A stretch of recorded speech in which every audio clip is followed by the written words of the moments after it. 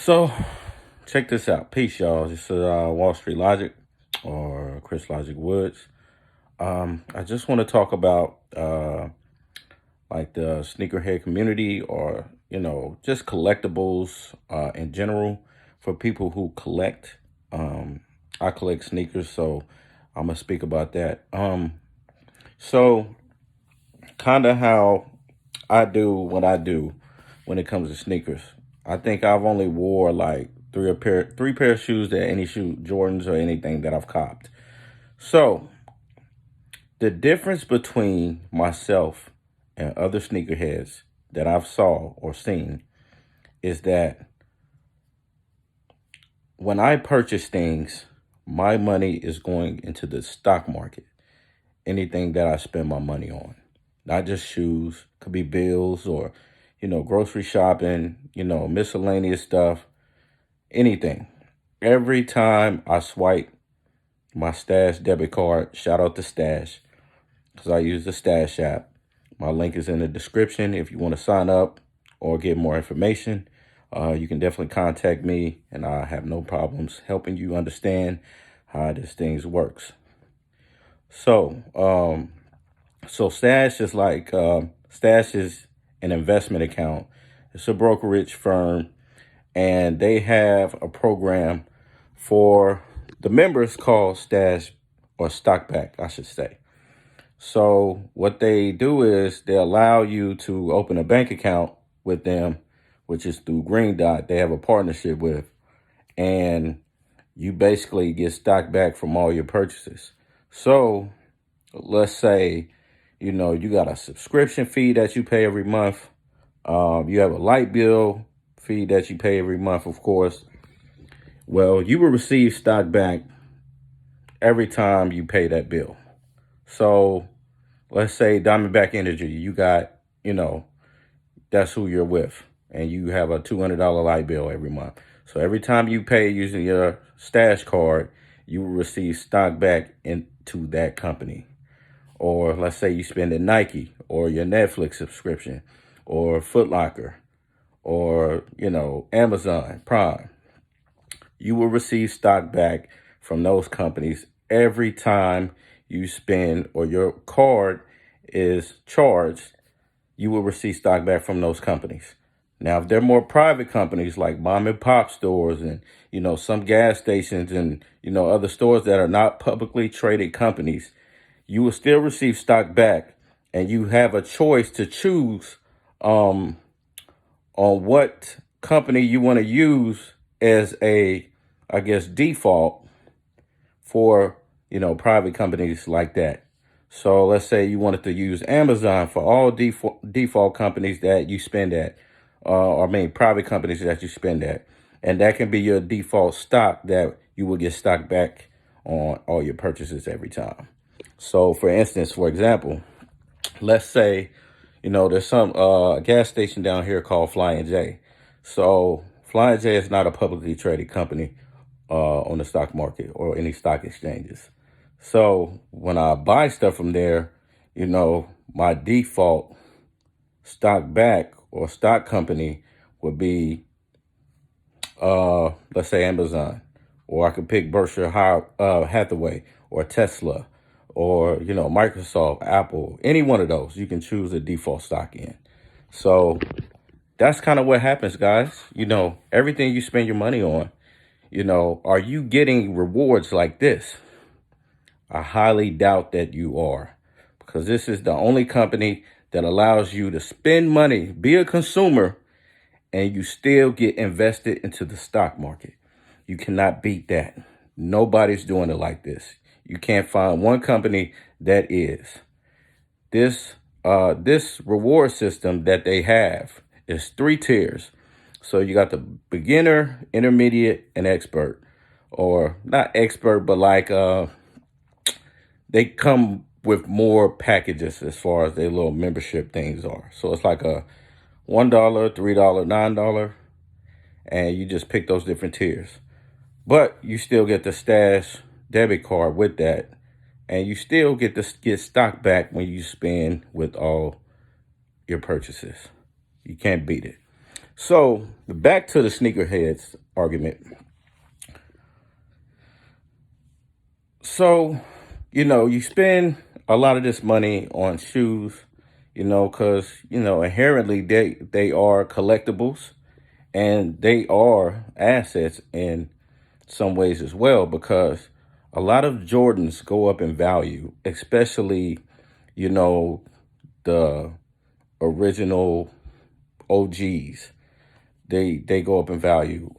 Even some of the retros that, new colorways that come out, these are highly valuable shoes. So they could cost $200 on at retail on drop day, but go up to $400 in a year.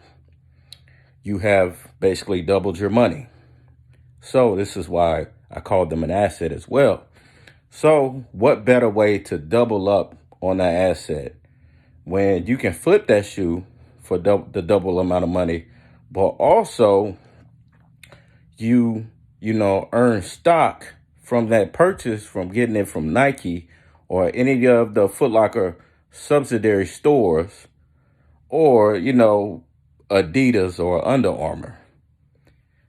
And you can take some of that money that you flipped it with and put that into the stock as well, or into the stock market, whichever company that you prefer. So you can't beat that. Stash is changing the game. If you want to learn more, my link is in the description. You can definitely hit me up and ask questions, because I've been doing this for over 3 years now. Easy, 3 or 4 years. And the system they just keep getting better, with everything they provide. And that's the difference between me and other sneakerheads. Y'all are taking y'all money and getting nothing back besides an emotional feeling. And that's cool. You work hard for your stuff, or whether you do or you don't, and you want the shoe, you can have it. Other people, you hold on to it. You're a reseller. You just flip it, to other people that want the shoe. That's cool. You can make money that way as well. But I am accruing double assets because this company has given me and others the opportunity to be invested into the market with our purchases. And that is valuable. So you can't find a bank account or any service that gives you that across the board. If you do, please holler at me, DM me, whatever. Follow me on Instagram at Wall Street Logyc. Also on Twitter at Logic the Lion. My YouTube is Chris Woods. I put a lot of good content and information on there, so subscribe to that, like and share. But yeah, man, this is the move. This is the difference between me and other sneakerheads.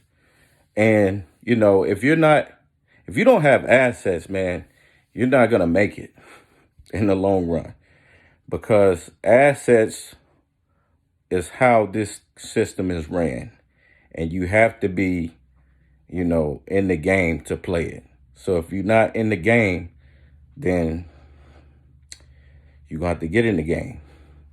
And that's where we're at with this. So my stash link is in the description box. Sign up, get your $20 worth of stock, whichever you choose. Make sure you deposit a little bit of money as well to get your $20, because I get $20 as well. But let's get on the train of financial literacy. This is all I teach, outside of history and other things. But financial literacy is so important.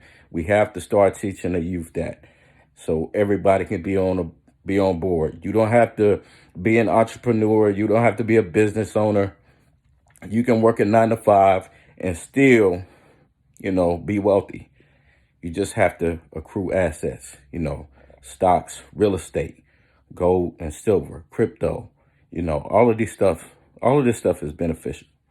Get involved.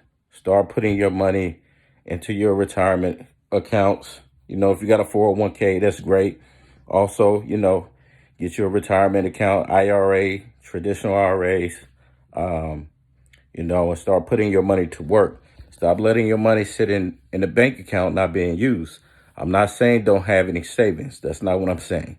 But your money just sitting in the bank account waiting to be spent, that's what they call dead money or dead prez, like the rap group, right? It's dead presidents. It's not accruing anything. The interest rate on, money sitting in a savings account is like so low that it's like irrelevant, especially if you don't have a whole lot of money in it. Start putting your money into assets, stocks, real estate, crypto, gold and silver for sure, for insurance and hedging. And, let your money work for you. Otherwise, there's no point. There's really no point. You don't have to be just a consumer. You know what I'm saying? You have to be an investor as well. And we have to get into the investing field if we're going to survive going forward. Because it's going to be tough. It's going to be hard for people who just, working 9 to 5 and that's it. You have to get some assets. So any questions, drop them in the comment section or inbox me, DM me. The link is in the description. And, I'm open for any questions. Peace.